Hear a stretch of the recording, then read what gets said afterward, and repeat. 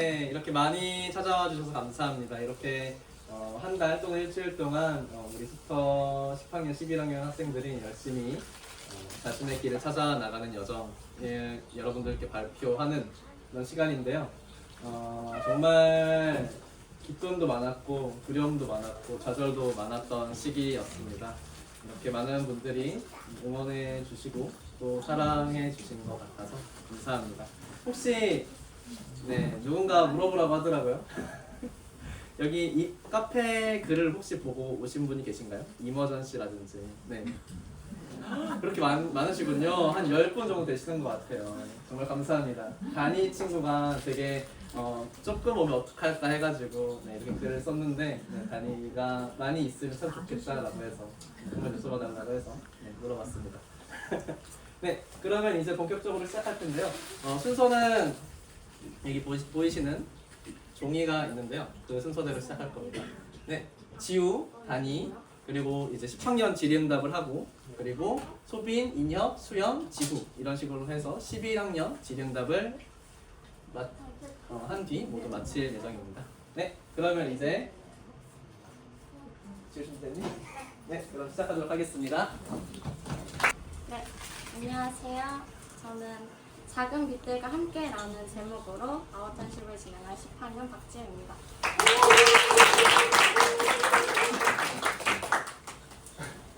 발표 시작하도록 하겠습니다. 목차로는 1. 시작하며 2. 아웃턴십 준비 과정 3. 햇빛으로 4. 마침여로 진행됩니다. 아웃턴십을 시작하기에 앞서 가장 먼저 주제 또는 분야를 결정해야 되는 시간이 찾아오는데요. 저는 주제를 결정할 때 내가 하고 싶은 것, 내가 좋아하는 것, 이게 뭐지? 하고 스스로에게 질문을 해봤습니다. 스터에서 나와 연관지어 무언가를 결정할 때 막막하게 느껴졌습니다. 길찾기도 들살이도 이번 아웃턴십까지고요.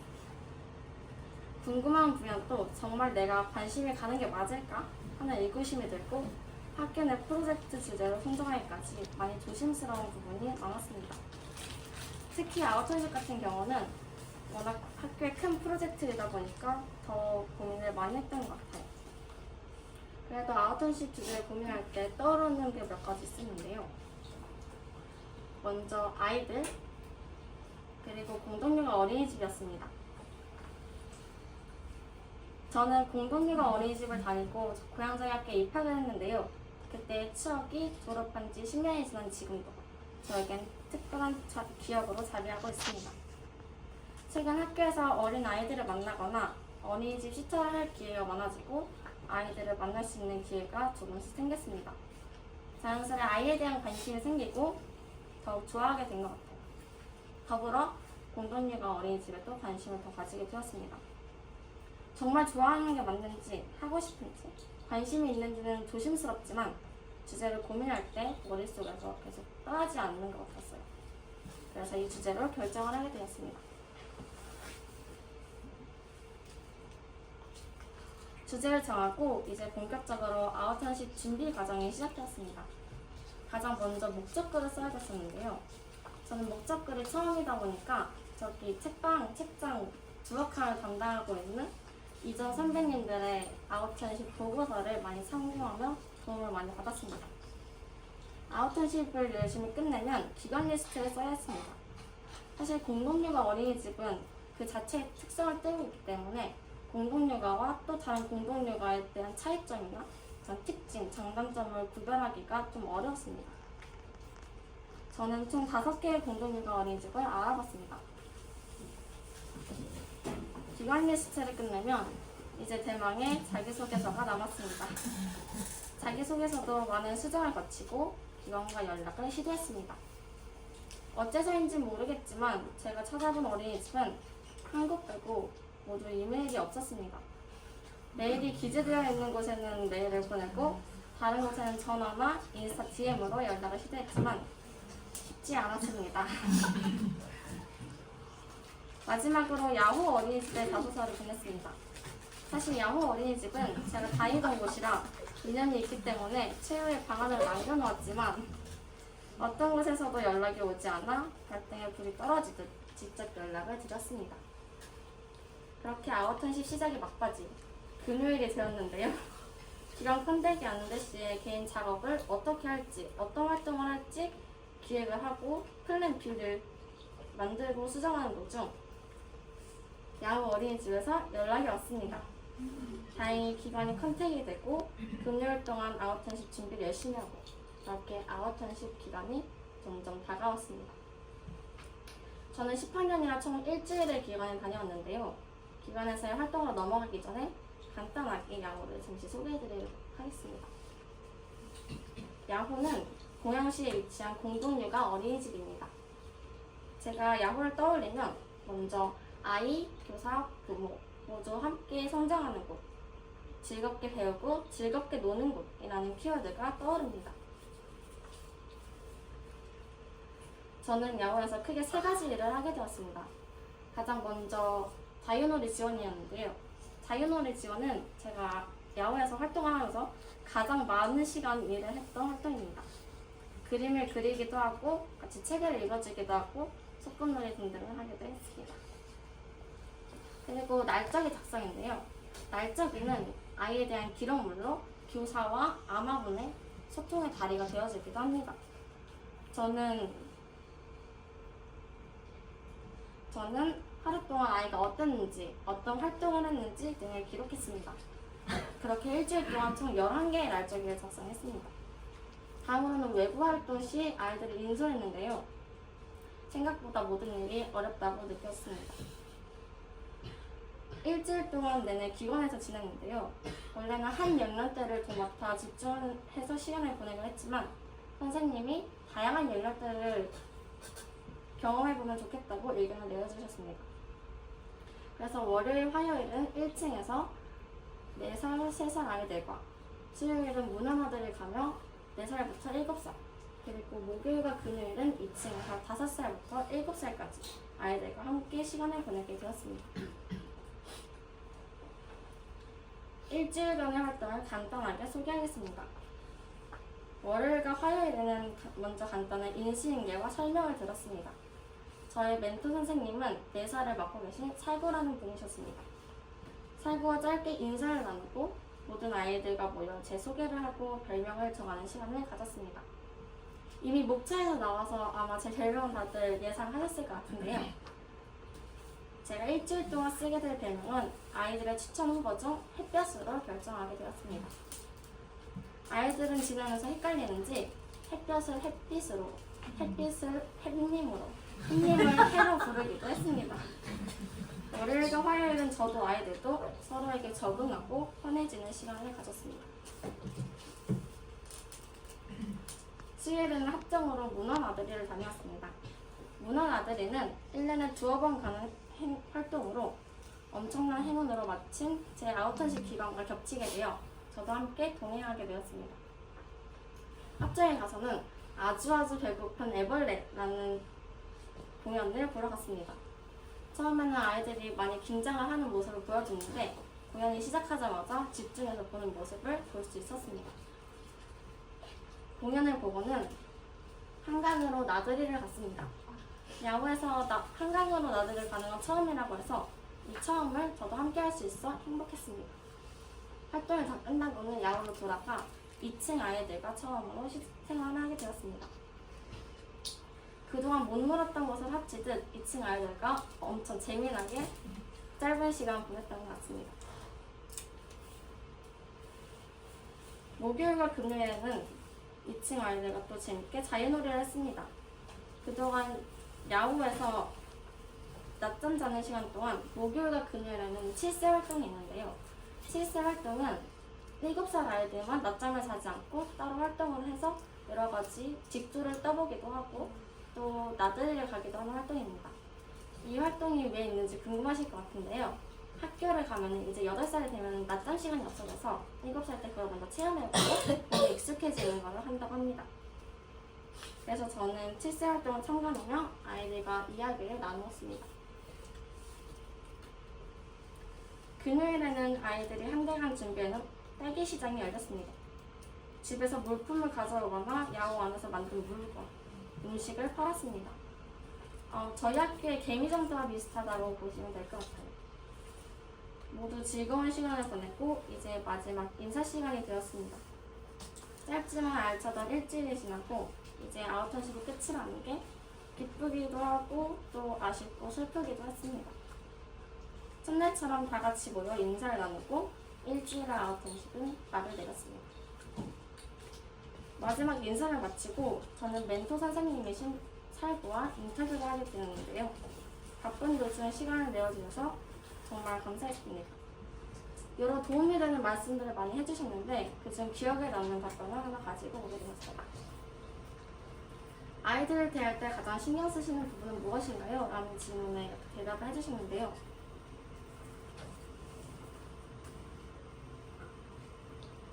짧은 시간이었지만 야외에서 지내며 자연스럽게 관찰을 많이 하게 되고 그럴 때마다 선생님들은 항상 아이들을 대하시지만 편견이 아니라 사랑으로 보듬어 주신다고 느꼈습니다.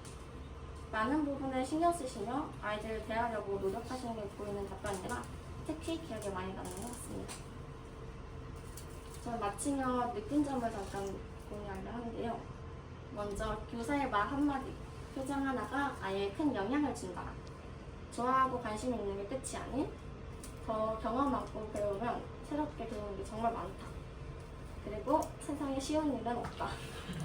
세상을 다해 열심히 후회하지 않게 일하자. 그리고 이 세상에는 사랑이 정말 많다라는 것을 아웃턴십을 하며 느끼게 되었습니다. 제 아웃턴십에 힘써주시고 함께해주신 분들께 감사하다는 말씀 드리며 발표 마치겠습니다. 감사합니다.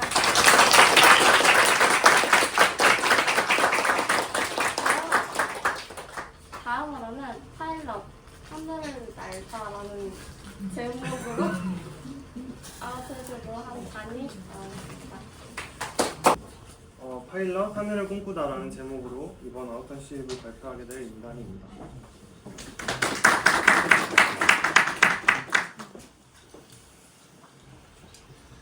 저는 이번 아웃턴십 주제로 파일럿을 선택했습니다. 주제를 고를 때 제가 되게 오래 걸렸는데요. 첫 번째 아웃턴십이어서 기관에 나오고 싶은 마음이 너무 커가지고 처음부터 이 주제를 고르진 않았고 다른 주제를 정해가지고 아웃턴십을 준비했었습니다. 왜냐면 저는 더 새롭게 제가 좋아하는 것들을 알아가보고 싶었던 마음이 큰 것 같아요. 그래서 원래는 저는 사운드 연출을 주제로 아웃턴십을 준비를 했었어요. 그래서 주로 콘서트 같은 데서 이제 사운드를 담당하는 그런 걸 해보고 싶어서 이제 목적글도 쓰고 기관 리스트도 작성을 해서 거의 확정을 해 나가던 상태였습니다. 근데 시간이 얼마 남지 않은 시점에서 이 주제에 대한 열정이 사라졌어요. 좀 생기지 않았어요. 그래서 네. 그리고 제 머릿속에 계속 떠올랐던 것은 비행기입니다. 9학년이 시작되면서 제가 비행기에 관심이 되게 많아졌거든요. 여행을 많이 다니다 보니까 비행기를 자주 타게 되고 그러면서 좀 비행기라는 것에 빠지게 되었는데 자연스럽게 비행기들이 모여있는 공항이라는 공간도 되게 좋아지더라고요. 그래서 뭔가 미래에 대해서 생각을 해봤을 때 내가 비행기와 관련된 일을 미래에 하면은 정말 좋겠다라고 이제 많이 생각을 해가지고 좀 처음에는 호기심이었지만 점점 파일럿이라는 직업이 이제 궁금해지면서 점점 이제 뚜렷해지는 그런 시간을 보냈고요. 그래서 비행기에 계속 흥미가 있어가지고 그 미래를 생각을 해봤을 때 비행기에 대해서 더 알아보고 싶은 마음이 커가지고 결국 이 주제로 다시 주제를 변경을 했습니다. 그리고 무엇보다 이 주제를 했을 때 제가 가장 열정이 좀 이렇게 불타오르고 잘 할 수 있을 것 같아서 그렇게 주제를 변경을 했고요. 근데 한 가지 고민이 있었습니다. 그 이제 분야가 특성상 기관에 나가기가 정말 어렵다고 생각을 했어요. 왜냐면 좀 보안이 철저하기도 하고 전문직이다 보니까 직접 가서 이제 경험해 볼 수 있는 것들이 제한적이라고 생각을 했거든요. 그래서 저는 주제를 바꿀 때 결국 기관에 나오고 싶다는 마음을 조금 포기한 상태로 갔습니다. 그럼에도 불구하고 저는 진짜 혹시 모르니까 자소서를 쓰고 보내보는 것만 하자. 거절 답장이라도 오면은 대박이겠다라고 생각을 해서 기관 리스트를 만들고 자소서까지 작성을 해서 발품께서도 이제 자소서를 불가능하더라도 써보면 좋을 것 같다고 하셔서 항공사 9곳에 다 자소서를 보내게 되었습니다. 그래서 사실 항공사에서 답변이 올 거라고 생각을 하진 않았는데 그래서 바로 저는 일단 개인 활동을 이제 계획하기 시작했고요. 파일럿이라는 직업을 알아보는 주간이 될 거니까 저는 좀 관련된 책을 읽고 신체 검사를 하고 인터뷰를 하고 관제 공부를 하고 또 공항 가서 비행기를 보는 이런 계획을 세웠습니다. 그래서 월요일에는 마드 도서관을 가서 파일럿에 대한 책을 읽었습니다. 미리 볼만한 책을 이제 골라서 봤는데요. 책을 하나씩 소개해드리도록 하겠습니다. 이 책은 비행에 대해서 사람들이 일반적으로 궁금해하는 것들에 이제 파일럿인 분이 답변을 해주시는 Q&A 형식으로 이제 된 책이고, 비행기가 얼마나 안전한지에 대해서 잘 알 수 있는 책이었습니다. 제가 원래 생각했던 것보다 비행기라는 게 더 안전하구나 이렇게 알게 되었고, 그리고 좀 더 많은 사람들이 이 책을 보고 좀 비행기에 대한 그런 두려움을 좀 떨쳐냈으면 좋겠다라는 생각도 해봤고요. 두 번째 책은 비행 노트인데요. 이제 현직에서 무슨 일이 일어나는지를 알 수 있는 책이었습니다.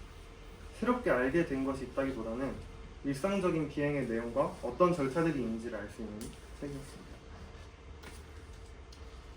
그리고 세 번째 책은 제가 가장 흥미롭게 읽었던 책인데요. 이 책에서는 조종에 대한 모든 것이 설명되어 있었습니다.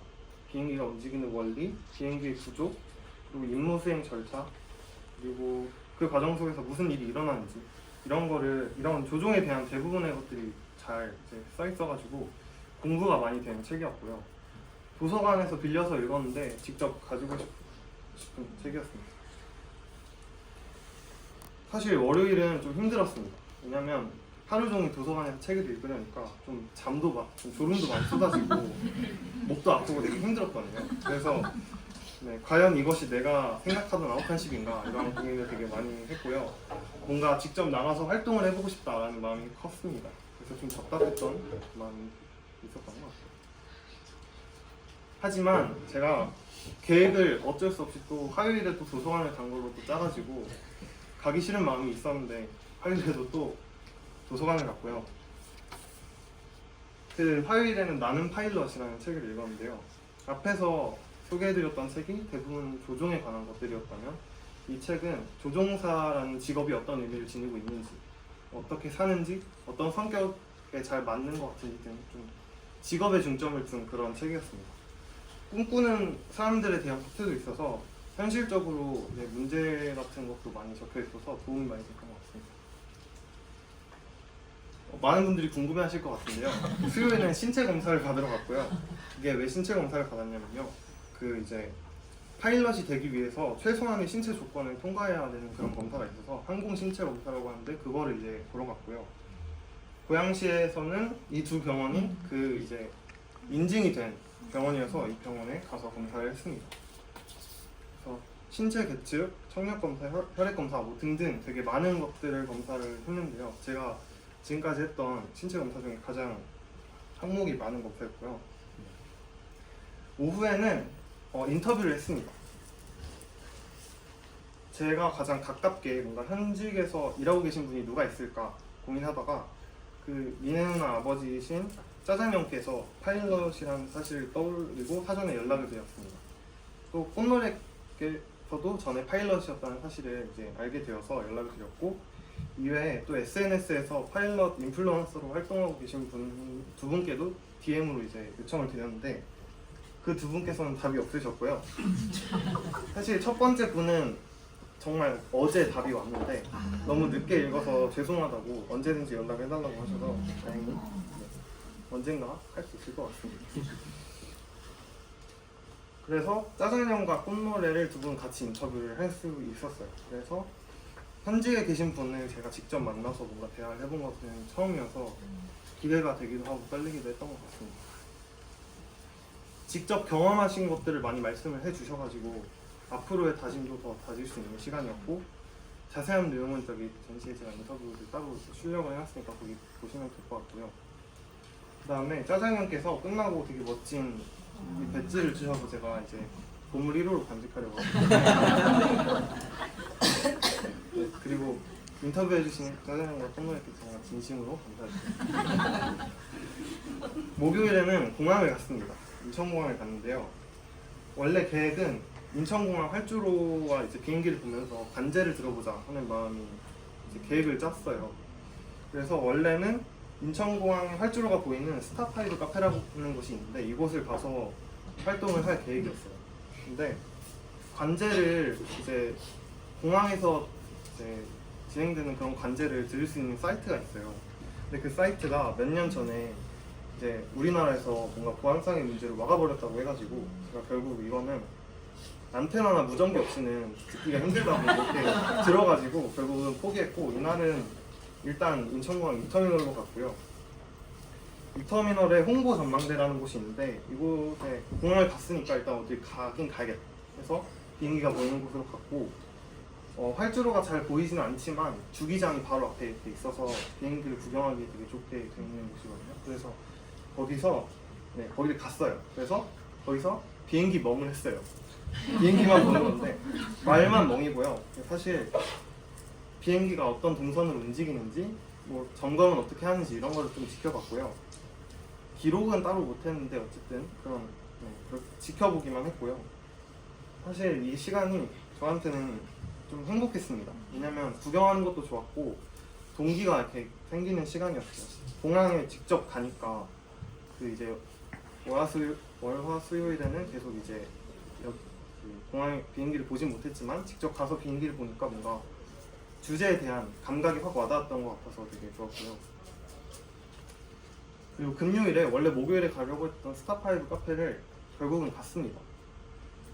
그래서 전날 목요일 인천공항을 갔다 왔더니 좀 마음이 불타올라가지고 또 갔는데요. 그래서 활주로 바로 앞에 있고 완전 이제 창문으로 다 활주로가 보이고 완전 비행기를 가깝게 볼 수 있는 곳이에요. 그래서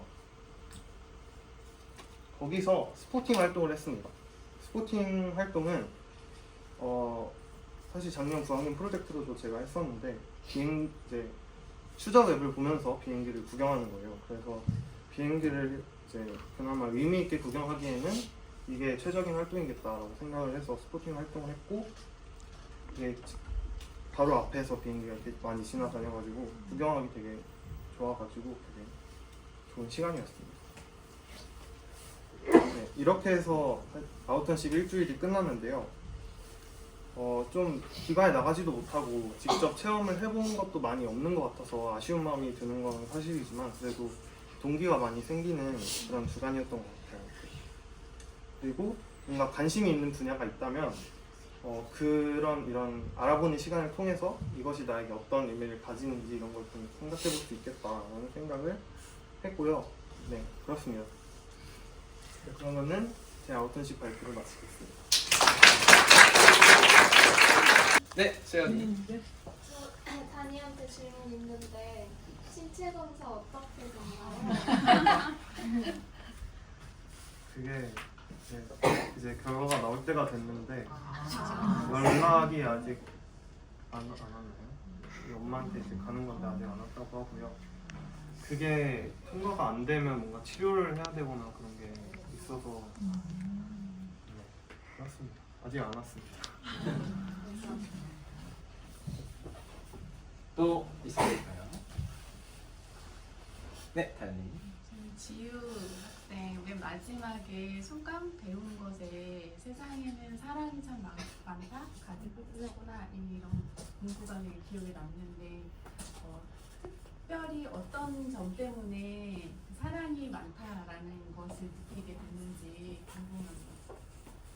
사실 저는 다닐 때 막 그게 너무 당연하다고 느껴서 많이 느끼진 못했는데 이제 제가 다른 입장으로 가다 보니까 특히 마지막 날에는 좀 그 늦게까지 남아서 원래 퇴근 시간보다 늦게 남아서 이제 부모님들을 조금 많이 뵀었어요. 근데 이제 부모님도 그 교사분이랑 이렇게 대화를 하시고 또 아이들 얘기를 하는데 그게 너무 행복해 보이고 사랑이 너무 담긴 말들을 많이 해주셔서 아 정말 애정으로 보시고 정말 아이가 사랑을 너무 많이 받고 자라는구나.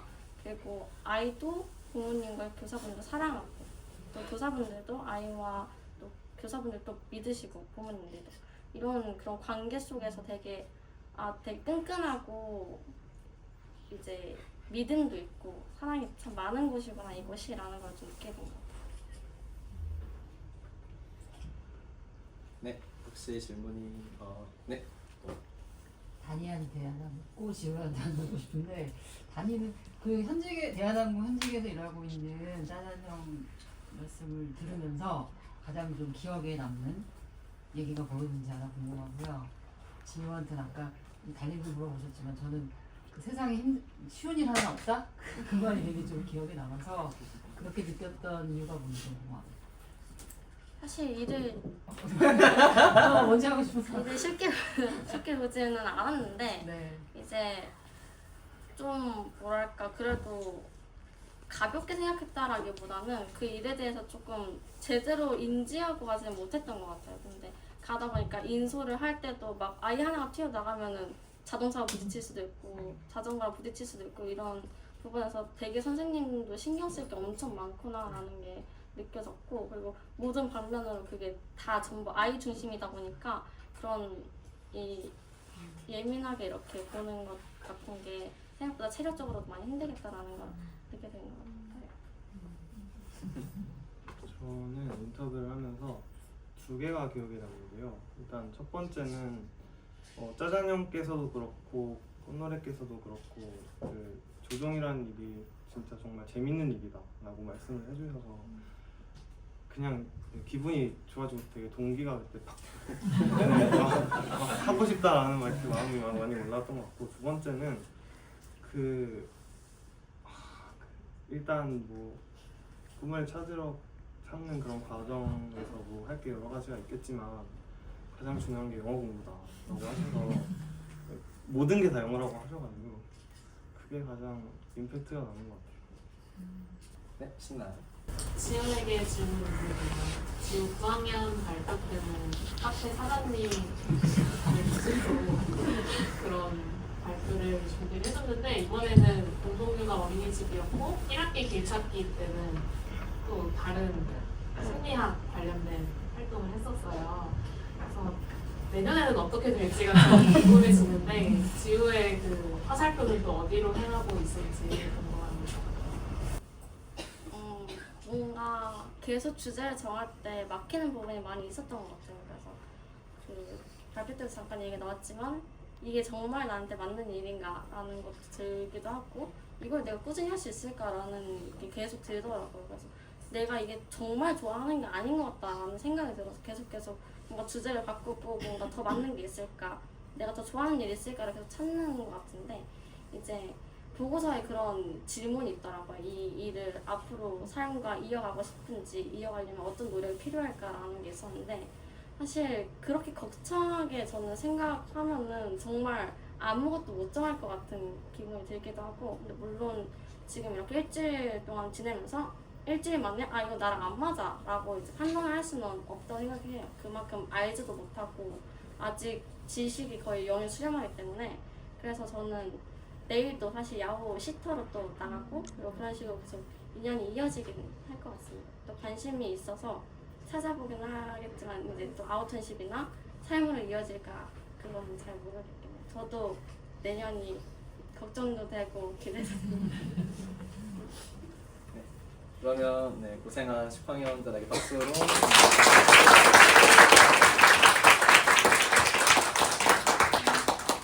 안녕하세요. 음악을 쓰다라는 제목으로 아웃턴십을 진행한 11학년 윤소빈입니다.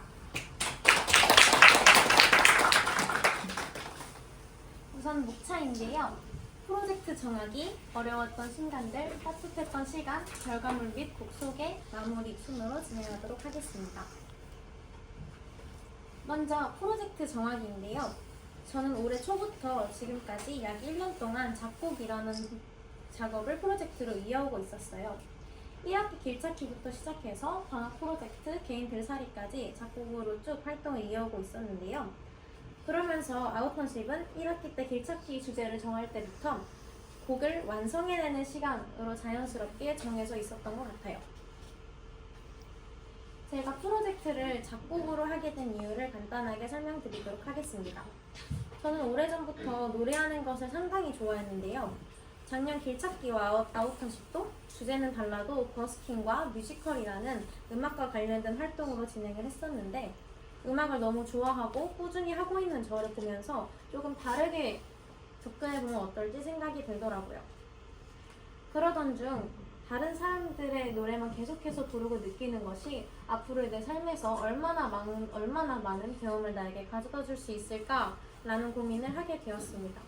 조금 다르게 접근해본다면 조금 더 다양한 생각과 경험들을 할 수 있을까 하는 생각도 같이 했던 것 같아요. 그래서 저는 저의 노래를 직접 써보고 싶다는 생각이 들었습니다.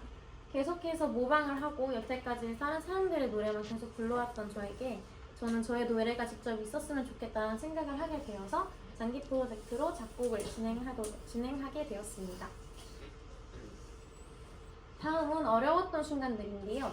아웃턴십 시작하기에 앞서 저는 개인들 살이 때 여태까지의 작업들을 다 갈아엎고 다시 시작하게 되었습니다. 한 학기가 넘게 한 곡을 바라보고 작업하자니 많이 막히고 좀 어렵더라고요. 그렇게 그 고민 속의 곡을 마음속에 묵혀놓고 있다가 개인들 사리에서 싱어송라이터분을 만나 인터뷰를 하게 되었습니다. 저는 그 인터뷰에서 굉장히 많은 도움을 받았어요. 제가 인터뷰를 했던 분은 싱어송라이터 스다님입니다. 스다님께서는 저에게 많은 조언을 해주셨는데요. 그러다가 저의 그런 곡에 대한 고민을 들으시고 작곡에는 많은 용기가 필요하지만 맡길 때는 확실하게 버리는 용기가 가장 필요하다고 말씀해 주셨어요. 저는 그 말을 듣고 저는 당장 제가 그러지 않으면 더 이상 진행이 되지 않겠다라는 생각을 했던 것 같습니다. 그래서 저는 다시 마음을 먹고 아웃턴십 때 곡을 쓰기 시작했습니다. 그렇게 아웃턴십에는 개인들 사리에서 작업해 놓았던 곡들과 또 다른 새로운 곡들을 아주 많이 만들어 보았는데요. 아이디어가 많아야 작업 효율이 좋기 때문에 4개에서 5개 정도 곡을 한 번에 놓고 작업을 했던 것 같아요. 그리고 아웃턴십에서는 특히 MR을 만드는 작업을 가장 많이 했었는데 그것이 아마 가장 어려웠던 일이었지 않나라는 생각이 듭니다. 제가 MR을 만들 때 사용했던 프로그램은 바로 로직과 밴드랩이었는데요. 맨 초반에는 로직으로 많이 활동을 했었는데 프로그램 자체가 저에게 좀 안 맞는다라고 생각이 중간에 들었던 것 같아서 후반에는 조금 더 난이도가 낮은 밴드랩으로 마저 MR을 만들었던 것 같아요. 하지만 드럼이나 베이스 같은 그런 악기들의 지식이 저에게 거의 없어서 거의 감으로 비트를 만들면서 MR을 만들었던 것 같습니다. 그래서 지금 제가 완성된 노래를 들어봐도 MR 자체가 조금 아쉬웠는데 그래서 MR을 만들면서도 뭔가 멜로디에 좀 더 초점을 맞춰서 작곡을 진행했던 것 같습니다. 세 번째로는 따뜻했던 시간들인데요. 저는 이번 아웃턴십 때 작곡뿐만 아니라 인터뷰를 함께 진행하게 되었습니다. 많은 싱어송라이터 분들의 이야기와 조언을 듣고 싶어서였는데요. 그렇게 저는 아웃턴십 기간에 총 4명의 싱어송라이터 분들을 만나 인터뷰를 진행했습니다. 인터뷰를 하며 정말 뜻깊은 시간들을 보냈던 것 같은데 지금부터 제가 인터뷰했던 싱어송라이터 분들을 소개해 드리도록 하겠습니다. 저는 총 남궁진영님, 소리님, 조소연님, 나린님에게 인터뷰 요청서를 보냈는데요. 저는 정말 아웃턴십에서 인터뷰를 진행을 하면서 좀 다양한 이야기를 많이 들었던 것 같아요. 그런데 조소연님과 소리님은 시간 관계상 어렵다는 이메일을 받아서 파일을 보내드리는 방식으로 진행을 했고 남궁진영님은 통화로, 나린님은 대면으로 인터뷰를 진행하게 되었어요. 저는 나린님과의 인터뷰가 가장 기억에 남는 것 같은데요. 현실적인 조언과 더불어 여러 팁이나 응원까지 저를 진심으로 대해주시는 게 느껴져서 인터뷰를 하는 내내 굉장한 도움도 많이 받았고 마음이 편안해짐을 느꼈어요. 확실히 대면으로 인터뷰를 하는 것이 비대면보다 더욱 대화가 깊어진다는 것도 느껴진 것 같아요. 서로가 눈앞에 있을 때 할 수 있는 대화의 폭이 늘어나는 거죠. 제가 인터뷰를 하면서 좀 인상 깊었던 내용들을 발표해보고자 하는데요. 저는 쓰레기 초안이라는 단어가 굉장히 인상 깊었어요. 작곡을 할 때에는 정말 다양한 키워드와 단어들을 던져가면서 음악의 틀을 잡기 시작하는데 작곡을 시작하면 마구 던지는 그 쓸모없어 보이는 단어 하나하나들이 예쁜 노래를 만든다라는 이야기였어요. 아주 작은 하나하나가 모여서 큰 무언가를 이룬다라는 느낌을 받았고 작곡을 할 때에 제가 던져낸 그 키워드들이 전혀 쓸모없는 게 아니다라는 생각을 가지게 된 것 같아요. 그래서 그 키워드의 하나하나의 소중함을 느끼게 된 것 같습니다. 그리고 저는 꾸준함이라는 단어를 인터뷰를 하면서 굉장히 많이 들었었어요.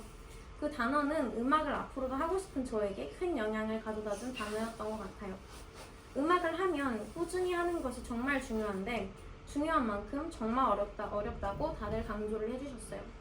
그래서 앞으로 제가 쭉 음악을 한다면 정말 중요한 것으로 계속 되뇌이며 살아갈 단어이지 않을까 싶습니다. 다음은 결과물 및 곡 소개를 하도록 하겠습니다. 저는 원래는 총 3곡을 작곡해 보려고 했지만 시간상의 어려움이 있어서 2가지의 자작곡, 1가지의 커버곡으로 결과물을 마무리하게 되었습니다. 그리고 여기서 정말 중요한 사실이 있는데요. 이번에 아웃턴십을 진행을 하면서 다른 12학년 친구들의 아웃턴십 프로젝트에도 관심을 많이 가지게 되었어요. 그러면서 인혁이의 이번 아웃턴십 프로젝트 주제가 음악 앨범 커버 디자인이어서 그렇게 회의와 이야기 끝에 인혁이가 저 앨범 커버 디자인을 해주기로 하였습니다.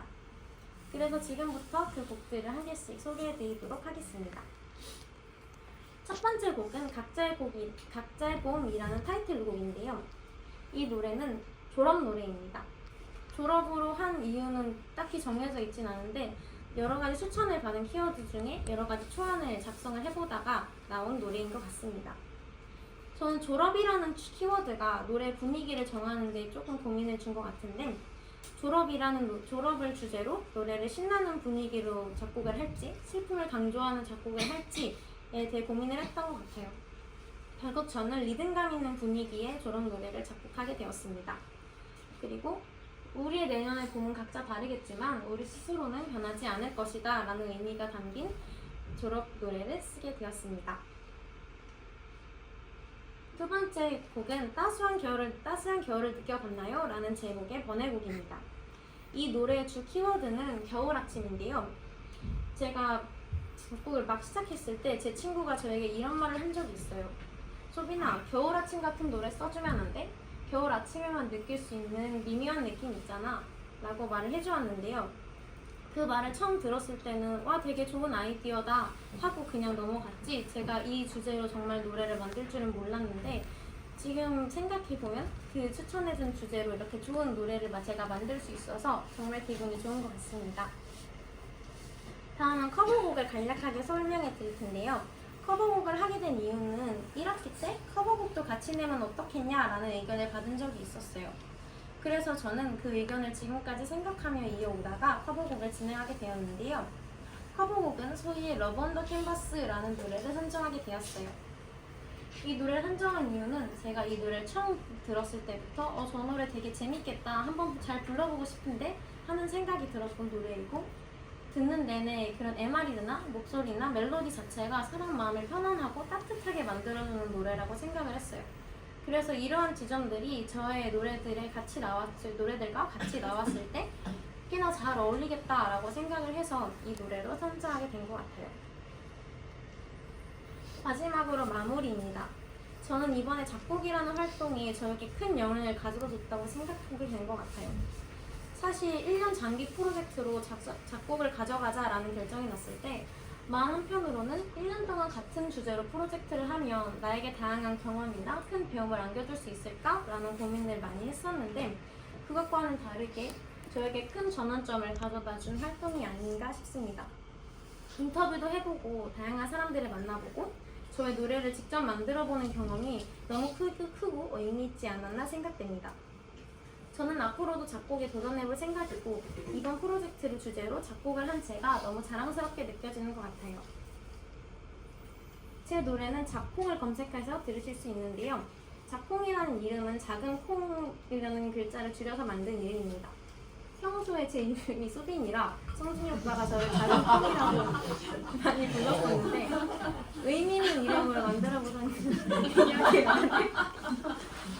고민하는 다니가 추천을 해줬습니다. 저는 처음에 저 이름을 쓸 생각은 별로 없었는데 듣다 보니 귀여운 것 같아서 활동명으로 사용하게 된 것 같아요. 노래는 사운드 클라우드와 유튜브에 올려놓을 예정이고 현재는 사운드 클라우드에 자작곡만 올려놓은 상태입니다. 또 11학년 교실에 QR코드가 있으니 찍어서 들어가셔서 들어보실 수 있을 것 같고요. 유튜브와 사운드 클라우드에 나머지가 다 올라가게 되면 카페에 링크를 함께 올려놓을 테니 많이 들어주시면 정말 감사할 것 같습니다. 지금까지 발표 들어주셔서 감사합니다.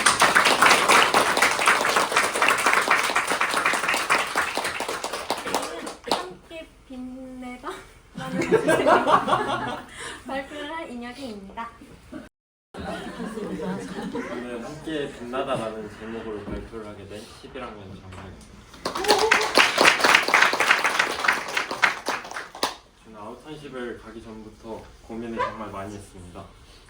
사실 제가 이 수터를 와서 찾게 된 관심사가 있는데 너무 거기에만 몰두하고 있다는 얘기를 들어서 다시 돌아봤을 때 정말 그런 것 같더라고요. 그래서 저는 새로운 주제를 시도해봤습니다. 길찾기 때 연기라는 주제를 가지고 시도를 했는데 재미는 있었지만 연기를 하면서도 저는 제가 관심을 가지고 있는 주제가 계속해서 생각이 났습니다. 제가 관심 있는 주제는 사진 찍기와 디자인 그리고 영상 촬영하는 것들인데 다 수터에 올라와서 찾게 된 저의 관심사인 것 같습니다. 하지만 앞서 말한 것처럼 이 주제에만 너무 제가 몰두하고 있는 것 같았고 그래서 그것 때문에 좀 고민에 오래 넘어갔습니다. 그리고 제 고민에 있어서 불안함이 있었던 게 디자인과 사진을 했을 때는 요즘 같은 AI가 많이 좋은 시대에는 제가 하고 싶은 이미지를 작업하는 분야에서는 언제든 좀 쉽게 할 수 있는 것이었습니다. 그래서 그것 때문에 좀 저는 앞으로 할 일들에 대해서 생각을 많이 하는데 제가 이 디자이너나 아니면 사진가가 됐을 때 AI로 충분히 대체할 수 있는 것들이 아닐까라는 고민을 했습니다. 하지만 제가 너무 아직 오지도 않은 일을 가지고 계속 걱정을 하고 거기 안에만 갇혀 있다는 생각이 들었고 그래서 저는 사진을 선택하게 되었습니다. 사진은 이번에 여름 뒤사리로 아이들을 갔다 왔을 때 찍었던 사진을 많이 봤습니다. 방학 동안 보정도 많이 하고 제가 또 사진에 관심이 더 생겨서 사진 공부도 많이 했습니다. 그래서 저는 사진의 주제를 정해서 목적글도 쓰다가 디자인으로 바꾸게 되었습니다. 이유는 사진이라는 주제가 제가 충분히 취미로 가져갈 수 있는 주제였기 때문입니다. 그리고 디자인 안에서도 제가 어떤 걸 할지 많이 고민했는데 저는 제가 관심 있어하는 디자인과 좋아하는 음악을 합쳐서 앨범 디자인을 해봐야겠다라고 해서 주제를 선택하게 되었습니다. 또한 제가 좋아하는 세븐틴의 앨범을 많이 그동안 모았었는데 볼 때마다 이 디자인은 왜 이렇게 잘했지? 이 디자인은 좀 별론데 하는 것을 많이 생각을 했고 그걸 보다 보니까 저도 이거를 제가 직접 해보고 싶다라는 생각을 많이 했습니다. 그렇게 11학년은 뒤살이 동안 사실 아웃턴십 준비를 했습니다. 저는 이번 아웃턴십은 꼭 기관에 나가고 싶다는 갈망이 있어서 자소서를 계속해서 보내고 기관을 찾는 시간으로 썼습니다. 그렇게 아웃턴십이 시작되었습니다. 아쉽게도 저는 기관의 뒤살이 기간 동안 컨택이 되지 않았고 아웃턴십 1주차까지 사용을 해서 자소서를 보내기로 마음을 먹었습니다. 그래서 총 15개를 보냈고요. 아무 곳에서도 이제 된다는 이야기는 없어서 개인 작업으로 자동으로 넘어가게 된 것 같습니다. 다행히 앨범 디자인이라는 주제가 혼자서도 할 수 있는 분야이긴 해서 저는 가능하다고 판단을 하고 하게 되었습니다. 그리고 이번에 앞서 말한 소빈이처럼 노래로 이제 하기 때문에 제가 어떤 노래로 앨범을 해야 될지 고민을 많이 했는데 소빈이랑 협업을 진행하기로 결정을 했습니다. 그리고 소빈이랑 회의를 하다 보니까 어쩌다 보니 좀 비주얼 디렉팅 쪽으로 가게 되었습니다. 비주얼 디렉팅이란 영상 기획도 하고 사진 기획도 하고 디자인 기획까지 하는 좀 홍보에 대해서 홍보 비주얼을 총괄하고 있는 역할입니다. 그래서 저는 소빈이의 인스타랑 유튜브랑 구글이랑 이런 아이디랑 이런 거를 다 작업을 했고 영상을 올리는 거랑 그런 걸 앞으로 이어나갈 예정입니다.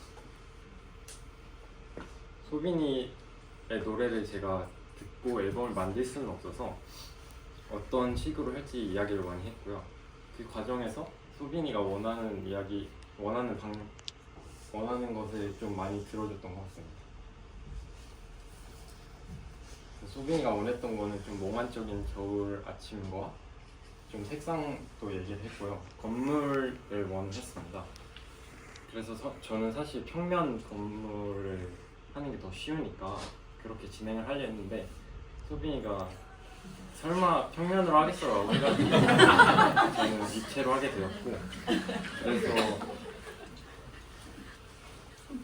그래서 저는 레퍼런스를 찾아 나갔습니다. 그래서 레퍼런스를 찾다 보니까 입체 건물 하나만 있는 것보다는 여러 개가 있는 게 더 좋아 보였고 그래서 창문을 통해서 도시를 바라보는 앨범 디자인을 해보자고 마음을 먹었습니다. 그리고 앨범에 들어갈 타이포그래피를 제작했는데요. 소빈이의 우선 앨범 제목은 6월 스토리라는 제목입니다. 이렇게 제가 하게 된 이유는 또 소빈이의 의견대로 동글동글한 거를 원해서 제가 그대로 들어서 한번 해봤고요. 선택 수업 때 미네 누나가 알려줘서 했던 적이 있어서 그거를 좀 응용해서 디자인을 해보게 되었습니다. 그래서 초반 도안은 이렇게 되는데 사실 이렇게 봤을 때는 잘 모르겠긴 한데 저 팔각형의 선들을 다 이어서 건물 디자인을 했고요. 그래서 이런 식으로 진행을 했습니다. 하지만 제가 혼자 하는 이번 개인 작업이다 보니까 어려움이 정말 많았습니다. 우선 힘든 것을 이야기해보면은 구도랑 투시에 대해서 제가 아는 게 없거든요. 제가 미술 전공을 하고 있는 것도 아니고 근데 건물의 도시를 제작하려면은 되게 그 뒷배경이나 좀 명도에 대해서도 잘 알아야 되는데 잘 몰라서 그거를 할 때 좀 많이 스트레스를 받았던 것 같고 거북목 같은 경우에는 확대가 되는데도 이게 자세히 보려면 어쩔 수 없이 목이 나가는 그런 것 때문에 좀 신체적으로도 힘들었던 경험이 있습니다. 그리고 계속해서 저는 건물만 그리는 작업을 해서 좀 지루함도 많이 느꼈습니다. 그러다가 저는 이런 생각이 들었습니다. 내가 이걸 왜 하고 있는 거지? 저는 사실 저의 생각을 많이 담아서 하고 싶었는데 되게 소빈이가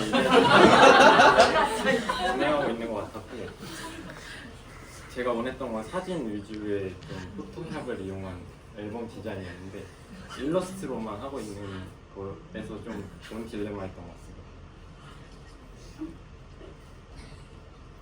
그런 와중에 저는 인터뷰를 진행하게 되었습니다.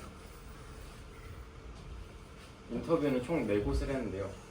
저 옆에 있는 사진들이 다 그 기관에서 했던 작업물입니다. 그리고 프레스룸은 사실 아우턴십 전에 제가 보냈던 자소서에서 답변을 해주셨는데 인터뷰를 그래서 진행을 하게 되었고 저 인터뷰 같은 경우에는 화상으로 진행을 했습니다. 그리고 스튜디오 온실 같은 경우에도 메일 인터뷰로 진행을 했습니다. 그리고 여기서 제가 가장 기억에 남는 인터뷰는 서브서비스라는 곳입니다. 서브서비스는 제가 가장 좋아하는 세븐틴 앨범을 디자인한 곳이었고 그 말은 결국 제가 디자인에 관심을 갖게 해준 그런 곳이었습니다. 그래서 직접 만나서 이야기를 했는데 대표님이 되게 친절하게 다 알려주시고 되게 응원을 많이 해주셨고 저는 인터뷰를 할 때 공간이 되게 중요하다고 생각하는데 공간도 되게 큰 사무실에서 진행을 했습니다. 사무실에 와서 결과물을 보면서 인터뷰를 진행하게 해주셔가지고 그 부분이 되게 저는 감동적이었던 것 같습니다.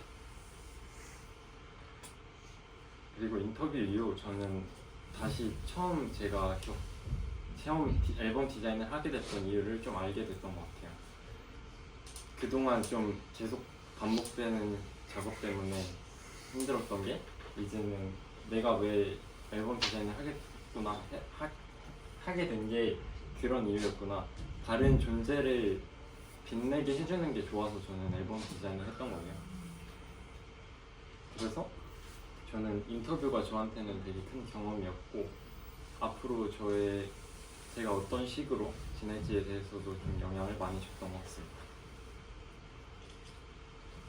결과물을 이제 소개를 해드릴 건데요.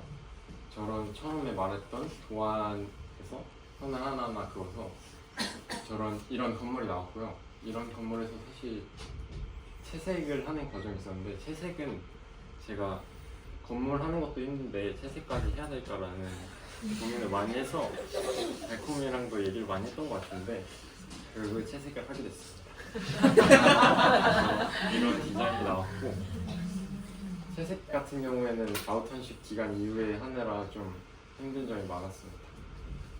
그래서 글자 같은 경우에는 이번에 소빈이가 유리로 또 해달라고 했는데 이거는 제가 거절을 해서 그래서 보다시피 창문을 통해서 좀 도시가 보이는 풍경이고요. 구도랑 좀 투시 같은 경우에도 잘 안 된 부분이 있긴 하지만 제가 이미 갈아엎을 만큼 많이 갈아엎으면서 나온 결과물이기 때문에 만족하는 것 같습니다. 그래서 이제 마치며 저는 앨범 디자인에 대해서 좀 다시 생각을 해봤습니다. 처음 제가 앨범 디자인을 하게 됐던 거는 디자인이라는 주제에 제가 계속 관심을 갖게 되는 이유가 다른 것을 좀 빛내주는 게 저는 좋았습니다. 제가 할 수 있는 역할이 좀 여러 개가 있을 수 있지만 그 중에서도 다른 누군가를 빛내게 해준다는 게 가장 제가 좀 뿌듯한 순간인 것 같습니다. 그래서 앨범 디자인을 이런 이유로 했었는데 끝나고도 저는 바뀌지 않았던 것 같습니다. 인터뷰를 하고 개인 작업을 하고 소빈이가 봤을 때 소빈이가 결과물을 봤을 때 이야기를 들을 때도 이래서 제가 앨범 디자인을 했구나라는 것을 계속 깨달았던 것 같습니다. 그리고 처음에 좀 불안함과 고민이 많았던 AI였는데요. AI가 사실 정말 제가 고민을 많이 했거든요. 근데 이번 개인 작업을 하면서 사실 AI 활용을 정말 많이 했거든요. AI한테 이건 어떤 식으로 해야 되고 뭔가 피드백도 되게 많이 받고 해서 AI를 잘 쓰면은 충분히 제가 더 성장할 수 있는 기회라는 걸 알게 됐던 것 같습니다. 그래서 그거에서 더불어서 제가 바라보는 것을 어떻게 바라보느냐에 따라서 달라진다는 것을 깨달았던 것 같아요. 좀 싫어하거나 안 좋게 바라보는 것도 제가 안 좋게 바라봐서 그렇게 제가 느끼는 거라는 걸 깨달았고 그거를 좀 더 저한테 제가 성장할 수 있는 걸로 바라보면은 또 저한테도 기회가 생기는 게 아닐까라는 마무리로 아웃턴십을 끝냈던 것 같습니다. 그러면 발표 들어주셔서 감사합니다. 진행을 하게 된 수연입니다. 안녕하세요. 이번에 옷과 리폼을 아웃턴십 주제로 삼았던 11학년 이수연입니다.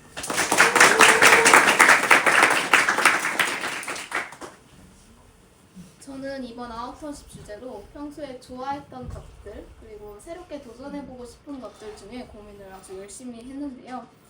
제가 좋아했던 것들은 생각하기 편하고 원래 알던 범위 내에서 더 깊게 팔 수 있는 주제였습니다. 반대로 새롭게 도전하고 싶은 것들은 내가 뭘 도전할지 감도 잘 안 잡히고 과연 내가 흥미가 없는 주제를 이끌고 기간까지 나갈 수 있을까 걱정이 좀 많이 되었어요. 안정적이고 지금 당장 흥미가 있는 주제로 가느냐 아니면 불안정적이지만 새롭게 도전해보고 싶은 주제로 가느냐 그것이 문제였습니다. 하지만 저는 결국 제가 조금 더 갈망했던 도전과 경험의 길로 떠났습니다. 힘들고 불안하더라도 새로운 것을 해보고 싶었습니다. 그리고 그 새로운 것은 제가 올해 가볍게 진행했던 옷 리폼이었습니다. 평소에도 옷에 관심이 많았고 꼭 한번 직접 옷을 리폼해보고 싶었어서 이렇게 선택을 하게 되었어요. 그리고 저는 한 발짝 더 나아가서 옷과 환경을 함께 진행해보기로 하였습니다. 남들보다 특출나지 않은 조그만 흥미를 시작으로 새로운 경험을 이끌어 나가고 싶었습니다. 그렇게 저는 아웃턴십 주제를 옷과 환경으로 확정짓게 되었습니다. 하지만 저는 점점 적지 않은 고민과 걱정이 생기기 시작했습니다.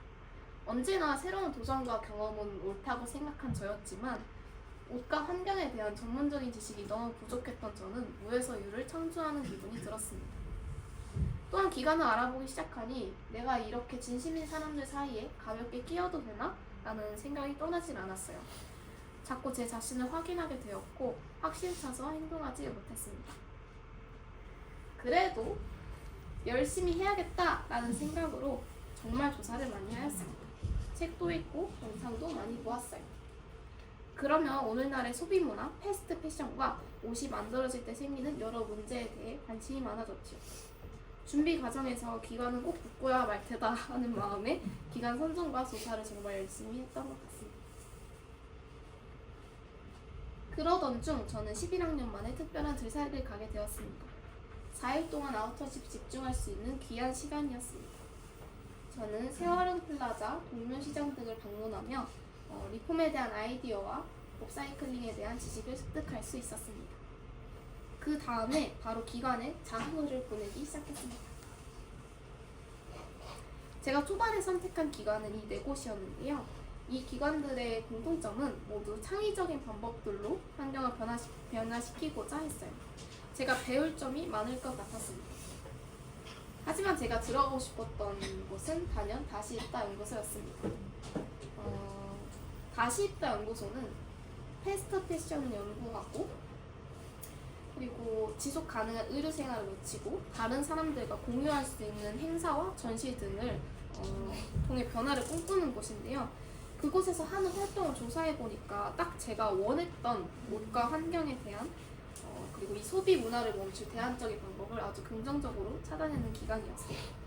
가장 진심으로 꼼꼼하게 온 마음을 담아서 자기소개서를 썼던 기억이 듭니다. 그렇게 열심히 했던 덕분일까요? 들살이 마지막 날 다시 입다 연구소에서 2주간 출근이 가능하다는 연락을 받았습니다. 와, 저 정말 그때 울 뻔했습니다. 정말 기쁜 마음을 끌어안고 개인 작업 준비를 진행했습니다. 그렇게 긴 준비 끝에 저의 아웃턴십이 드디어 시작되었습니다. 기관 출근을 하기 전 첫째 주와 둘째 주는 개인 작업으로 진행하였는데요.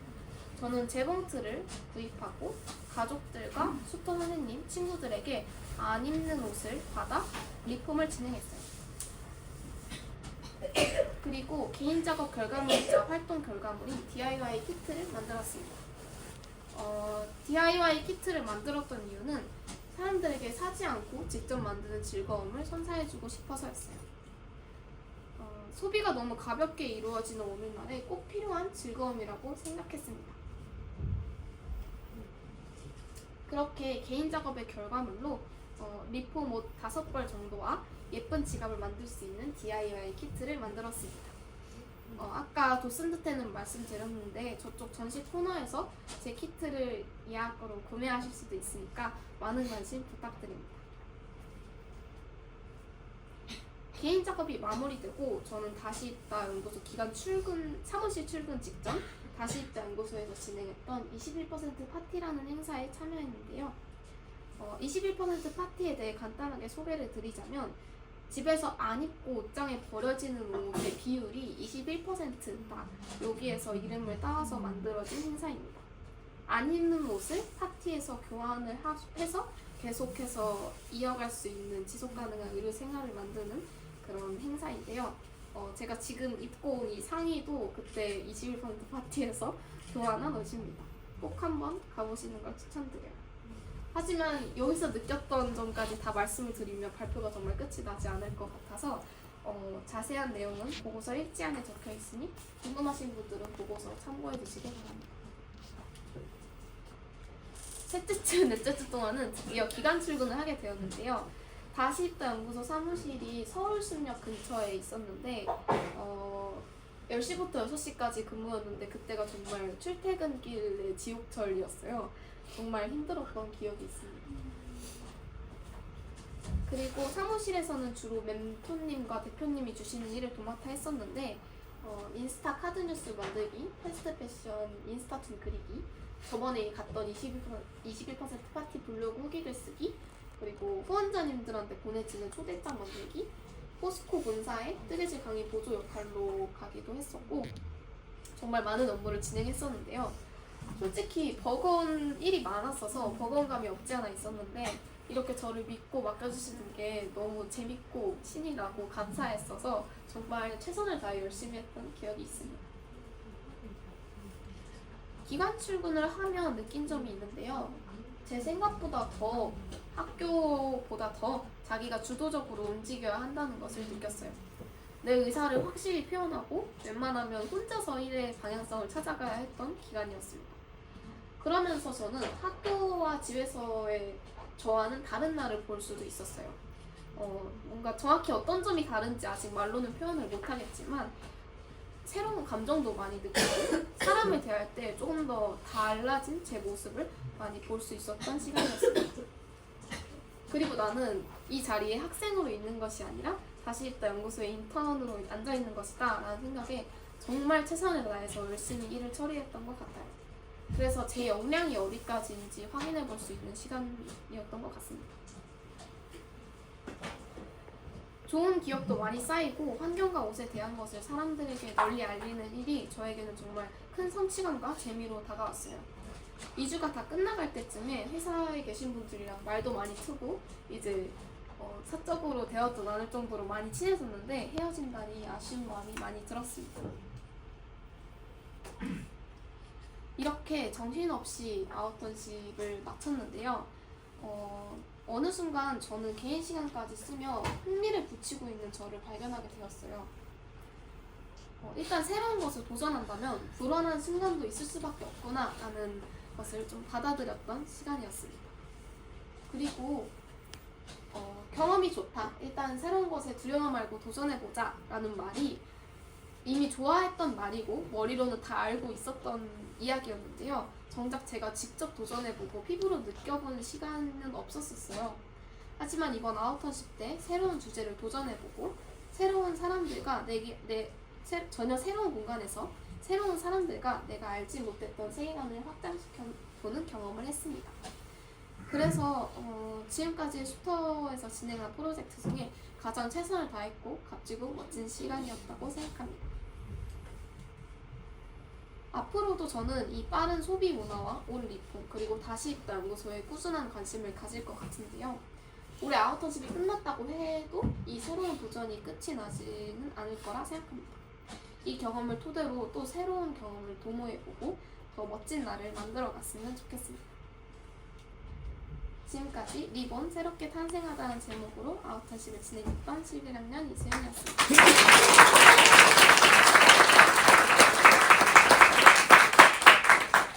많이 지치셨죠? 다음은 마지막 발표 순서로 업사이클링을 찾아서 라는 제목으로 발표하게 된 11학년 지우입니다. 안녕하세요. 업사이클링을 찾아서라는 제목으로 발표를 맡게 된 11학년 정주라고 합니다. 먼저 주제를 고를 때부터 설명을 드리자면 저는 주제를 고를 때 좀 생각을 많이 했었는데요. 왜냐면 작년과는 조금 다른 걸 해보고 싶었어요. 좀 더 색다른 것을 해보고 싶었고 그래서 다른 주제를 한번 생각을 해봤었는데 좀 크게 이걸 해보고 싶다 이렇게 생각나는 게 없었어요. 그래서 저는 작년과 같은 주제지만 좀 더 확장시켜 볼 수 있는 주제를 고르고 싶어서 업사이클링을 고르게 됐습니다. 작년에는 장난감 업사이클링이라는 주제를 가져갔다면은 이번에는 업사이클링이라는 주제 한번 자체를 찾아가면서 좀 나만의 업사이클링 작품을 만드는 것을 목표로 하고 시작했습니다. 전체적인 아웃턴십 일정은 이러했습니다. 기관 리허스터와 자소서를 좀 쓰면서 좀 준비를 하고 그 다음에 들사리 활동 기획후 또 들사리 다녀옵니다. 다녀오는 이제 아웃턴십 준비를 빡세게 하면서 시작하게 되는 것이죠. 아까 많은 애들이 말을 했지만 저희 들사리는 이제 저희 11학년 들사리는 저게 직접 아웃턴십 활동 중 하나로서 가져가는 것이라 조금 더 시간적 여유가 생겼던 것 같습니다. 네, 들사리 관에 얘기 드리자면 저는 들사리 활동으로 여러 업사이클링 기관들을 조금 돌아다니면서 사전 지식을 충분히 쌓고 또 작품을 만들기 위한 영감을 얻는 시간을 썼어요. 그래서 여기 보이시는 것처럼 송업사이클링, 인천사이클 에코센터, 마인딩스, 세계경세론, 서울생활플라자 이런 곳에 갔는데 이거 하나하나 다 설명하기에는 너무 시간이 길어질 수도 있으니까 최대한 짧게 설명드리자면은 이제 송업사이클링은 그 할아버지 한 분이서 운영하시는 1인 공방이고 주로 유리공예를 하시는 곳입니다. 인천업사이클 에코센터 같은 경우에는 인천에서 이제 업사이클링 관련 수업들도 애들한테 진행을 하고 거기서 벌어지는 쓰레기들이 많잖아요, 있어서. 그래서 그것들 수거해가지고 또 되게 새로운 공기 만드는 그런 곳이고 마이띵스는 업사이클링 제품들 하기관에서 받아가지고 파는 곳이고 쓰레기연구소 세로문도 이제 업사이클링 관련 수업들을 애들한테 진행하는 곳이고 서울생활랑 플라자는 북선이가 말했던 것처럼 그런 곳입니다. 그래서 유사리에서는 이제 자소서를 넣을 기관을 찾아보던 중에 우연히 눈길을 끌었던 기관이 있었는데요. 바로 이제 송업사이클링이라는 기관입니다. 앞서 나왔던 건데 이제 여기서 이렇게 와인병 보이시죠? 여기 이렇게 와인병을 이용한 공예품망을 보고 되게 이쁘다. 나도 한번 작품 만들 때 유리병 이용해가지고 작품 만들면 좋지 않을까? 라는 생각해가지고 넣게 됐습니다. 그렇게 미리 송업사이클링과 연락을 주고받게 됐고 좀 한번 날을 잡아서 방문을 드리게 됐는데 취지는 너무 좋으나 일은 자기 혼자서도 충분히 할 수 있다. 무엇보다 제가 아직 좀 애다 보니까 어떤 걸 가르쳐 주셔야 될지 모르겠다라고 하셔서 저도 충분히 상황을 이해하고 정말 아쉽지만 다시 기관에 나가지는 못하더라도 뭔가 좀 필요한 거나 만들고 싶은 거 있다 하시면은 언제든지 연락 줘 도와주겠다. 그래가지고 이렇게 끝하게 됐습니다. 근데 이렇게 끝나기 너무 아쉽잖아요. 그래서 그냥 끝나기 아쉽으니까 여기 송업사이클링에서 이제 원데이 클래스를 진행을 하거든요. 거기서 이제 시글라스 손거울이라는 거를 한번 만들어 봤고요. 이 페고철 드래곤은 그 앞서 말씀드렸던 업사이클 서울생활랑 플라자 가가지고 발생했던 건데 이게 업사이클링 제품인지 아닌지는 모르겠는데 저렇게 드래곤 모형을 한 게 되게 마음에 들어가지고 나도 한번 플라스틱을 분해하거나 유리 녹여가지고 저런 방식으로 모형 만들어보면 좋지 않을까 하는 생각을 했습니다. 네, 이후에 아까 전에 영감을 얻었던 저 공예품이 하나 있다고 했잖아요.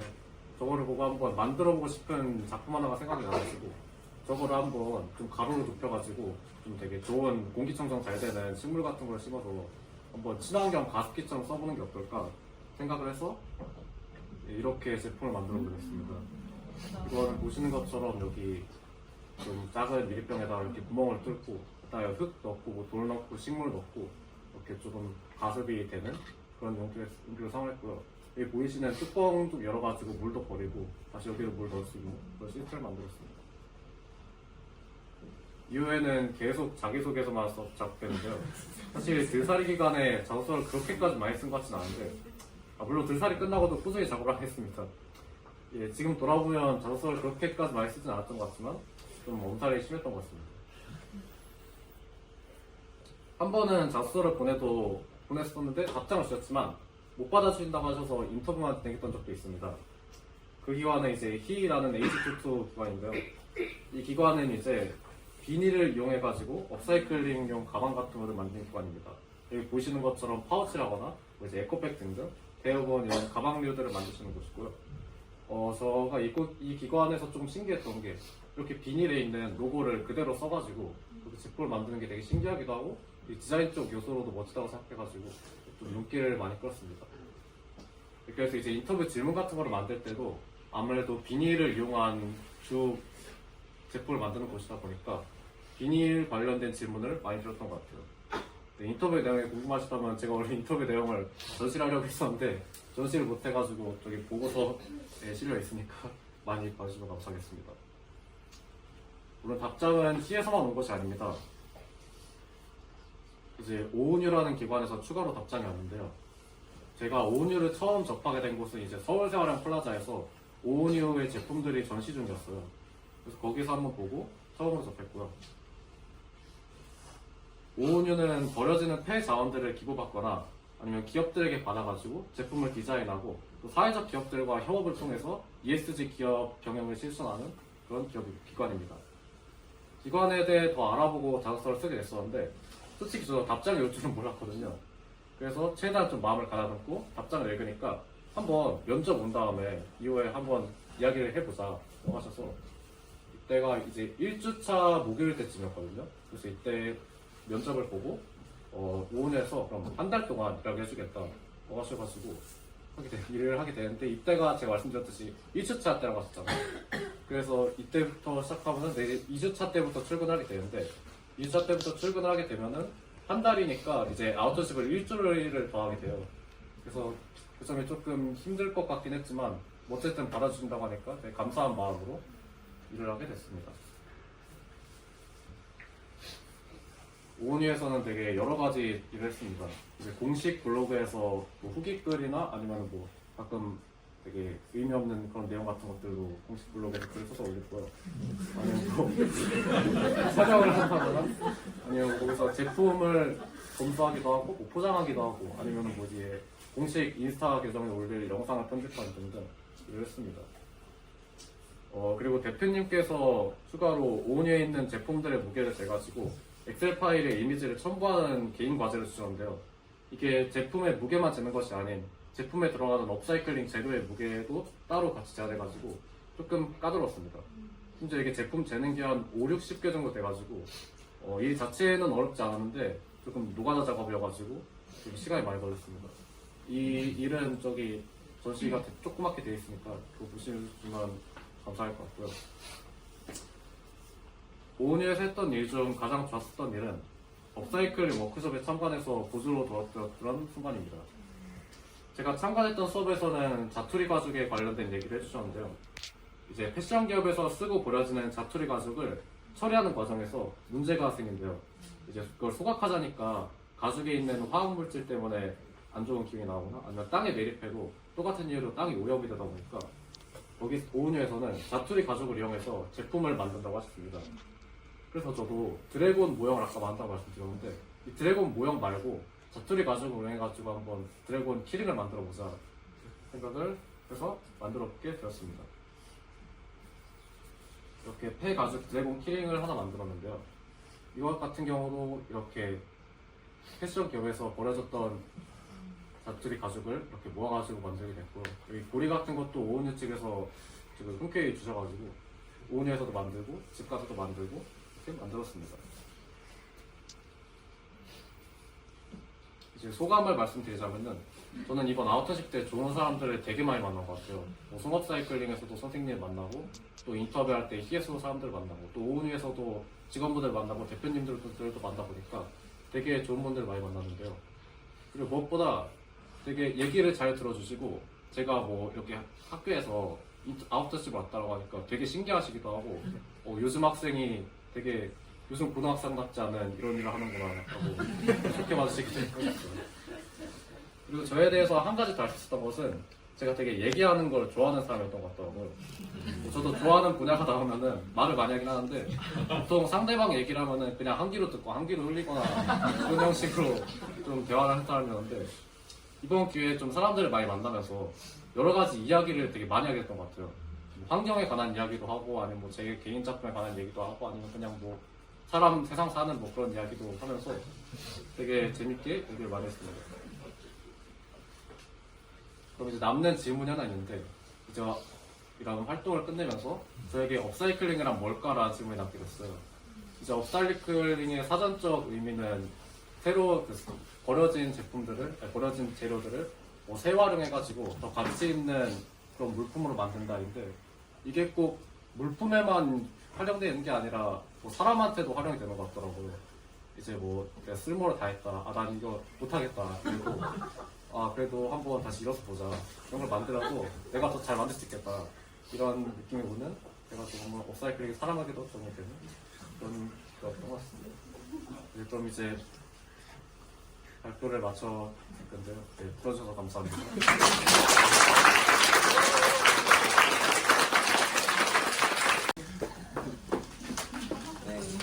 사실 그 지후도 마찬가지로 지후가 이제 아웃턴십을 일주일 더 했다고 했는데 저희가 10학년까지 포함해서 아웃턴십 끝나는 기간부터 해서 이렇게 보고서도 만들고 그리고 이렇게 발표 준비도 하고 작품도 이렇게 만드는데 딱 2주가 걸렸어요. 그 지구는 일주일 만에 이걸 다 한 셈이거든요. 그래가지고 네 모두 다들 수고했다고 한번 다시 봤습니다.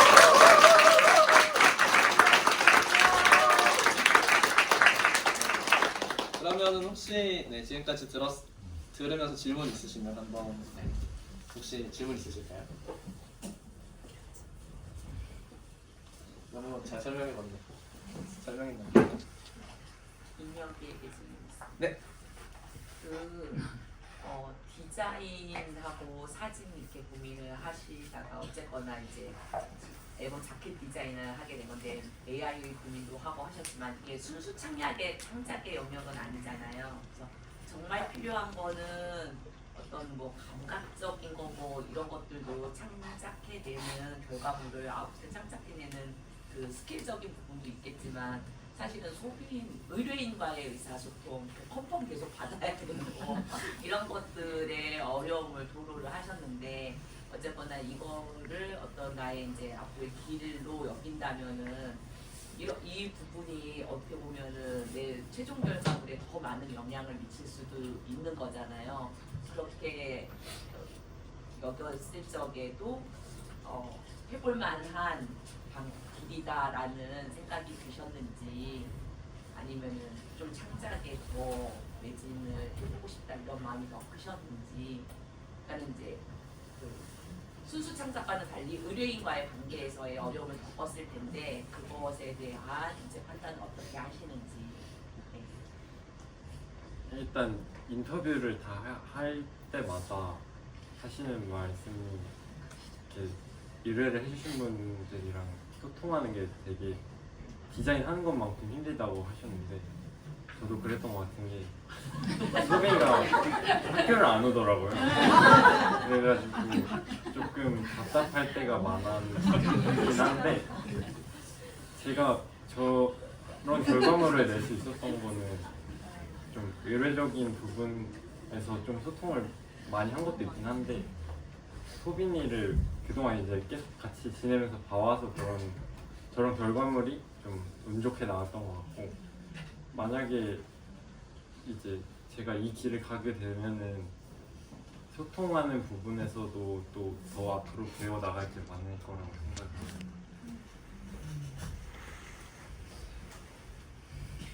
질문 감사합니다. 또 소민이한테 질문 있습니다. 의뢰를 하셨던 디자이너들이 작품 받았을 때 어땠나요?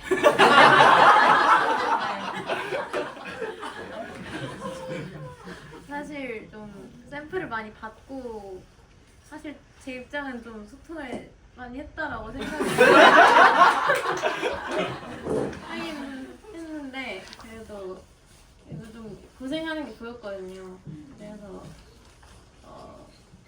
그래도 좀 열심히 해준 것 같아서 고맙다라는 말을 해주고 싶고 네 마음에 들었습니다.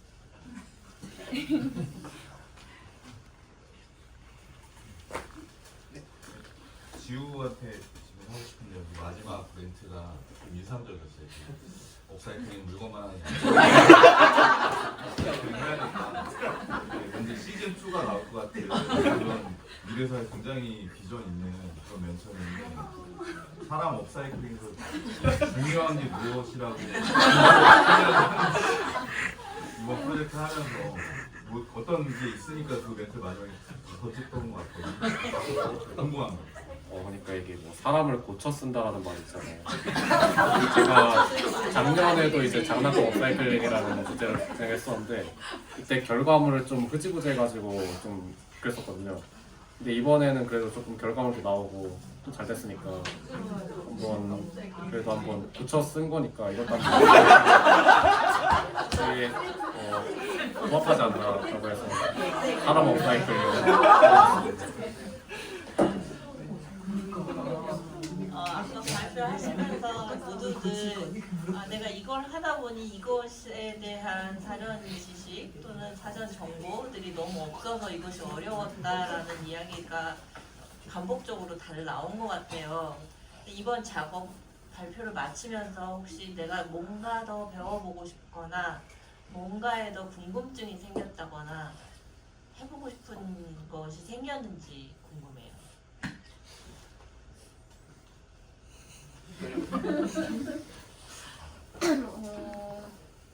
뭔가 바로 생각나는 거는 잘 없는데 제가 그 다시프트 연구소에서 일했었을 때 가장 많이 했던 게 그 인스타 툰 그리기랑 그리고 뭔가 카드뉴스? 인스타 홍보 카드뉴스 만들기를 되게 많이 했었는데 실제로도 그게 몇 개 올라와 있고 그거 하면서 되게 뭔가 어떠한 글이나 완성되어 있는 글이나 아니면 사람들에게 이건 알려야 되겠다라고 생각하는 것들을 직접 뭔가 홍보물로 만드는 그런 게 너무 즐거웠거든요. 사실 그 환경과 관련이 좀 없을 수도 있는데 저는 사실 환경을 주제로 한 글을 어떤 인스타툰으로 만들거나 카드뉴스로 만들어서 사람들에게 더 알리는 그게 너무 가치 있고 즐거웠던 일이라고 생각해서 사실 꾸준히 이어가고 싶은 마음은 환경이나 리폼에도 있는데 가장 먼저 생각나는 거는 그런 홍보물 만들기.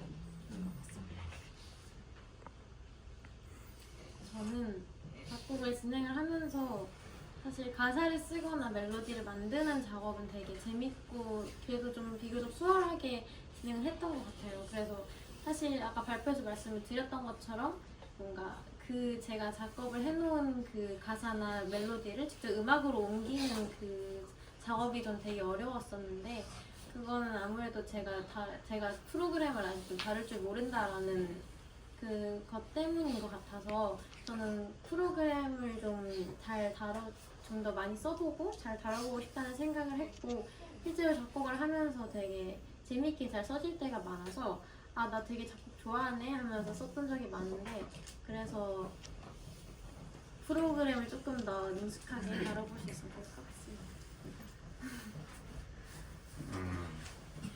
저도 이번에 좀 모은에서 뭐 영상 편집하거나 블로그 글 쓰는 일들 해봤는데 블로그 글을 한 3-4개 정도를 썼거든요.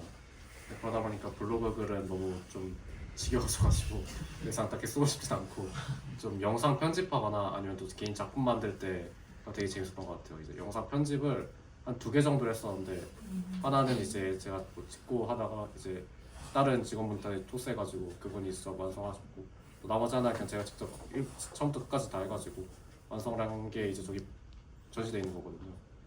그걸 하면서 되게 편집도 재밌구나 하는 걸 알게 된 것 같고 작품을 만들 때는 되게 재밌었거든요. 근데 구상을 할 때 조금 시간을 많이 쏟아가지고 그 부분에서 조금 아쉽지만 그래도 이렇게 오래 시간을 쏟은 만큼 또 재밌게 된 것 같습니다.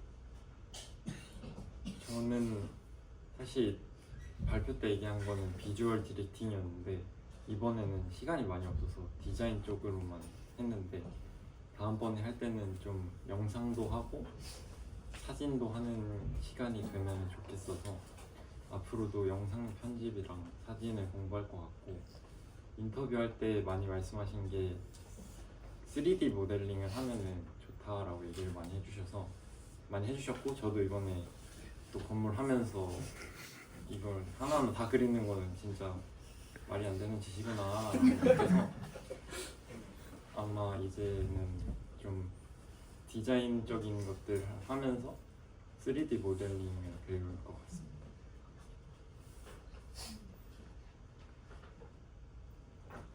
또 다른 질문 있으시나? 이제 몇 개월 있으면 3개월짜리 아웃편집을 준비하고 드디어인가요? 아웃편집 끝나고 네, 아웃편집이 막 끝났지만 이제 또 다른 아웃편집을 준비하셔야 할 텐데 마냥 떠오르는 분야들이 있을 것 같아요. 친구들 모두 없나?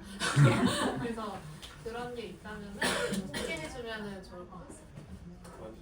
인혁이부터 해볼까요? 저는 고민이 또 되는 것 같은데 관심사를 또 이어서 할지 아니면 새로운 걸 할지 아직까지도 고민이 돼서 이번에 만약에 새로운 걸 한다면은 활동적인 거를 해볼 생각이고요. 디자이너로 한다면은 좀 더 앨범 디자인에 이어서 나가고 싶다는 생각인 것 같아요. 저도 좀 민혁이랑 비슷한데 뭐 원래 했던 거를 좀 이용하거나 아니면은 새로운 거를 또 새로 하는 방향으로 그럴 것 같아요. 근데 이제 새로운 거를 고른다 하면은 진짜 좀 완전히 새로운 거, 그러니까 그동안 뭐 만드는 거나 뭐 농사하거나 뭐 그런 거 했었는데 이번에는 이제 뭐 얘처럼 뭐 노래 같은 거 하거나 연기하거나 진짜 제 관심사는 진짜 완전히 좀 동떨어져 있는 그런 거 하고 좀 취미를 넓혀가는 그런 시간이었을 것 같습니다. 저는 사실 아직 떠오르는 건 없는 것 같은데 좀 다른 거를 해볼까 싶기도 하고 좀 아니면 좀 더 넓혀서 다른 또 음악에 관한 다양한 활동을 해볼까 싶기도 합니다. 아직 생각이 나는 건 없는 것 같고 천천히 고민을 해봐야 될 것 같아요. 저는 사실 3개월 뒤에 제가 어떤 걸 하고 있을진 아무도 모르는 거지만 사실 제일 최근에 좀 생각이 많이 들었던 거 다시 있다 연구소에 다시 가는 거를 좀 추진해볼까 하는 생각이 있고요. 근데 이유는 일단 제가 원래 그 다시 있다 연구소가 행사나 전시 이런 기획형 참여형? 그러니까 사람들이 많이 오는 전시들이 되게 많은데 제가 그게 딱 많이 없을 때 이때 기관에 갔었던 거라 그 대표님이나 거기 계셨던 직원분들이 되게 아쉽다. 내년에 또 3개월 하면 또 와주면 안 되냐. 제가 되게 많은 일을 했어서 되게 다시 와줘서 더 많은 일 하고 갔으면 좋겠다.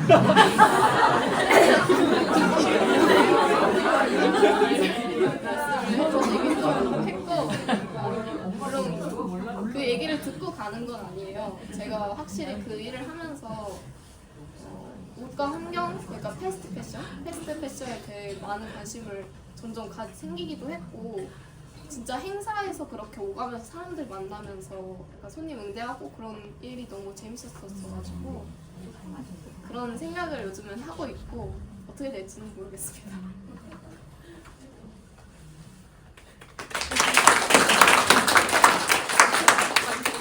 그럼 지금까지 아우턴십 발표회의 뇌살리 전시를 모두 마치려고 하는데 혹시 하실 말씀 공지사항이 있어서 네? 일단 마침을 네 해주시면 알겠습니다. 좋아요. 그럼 10학년도 네. 올바르게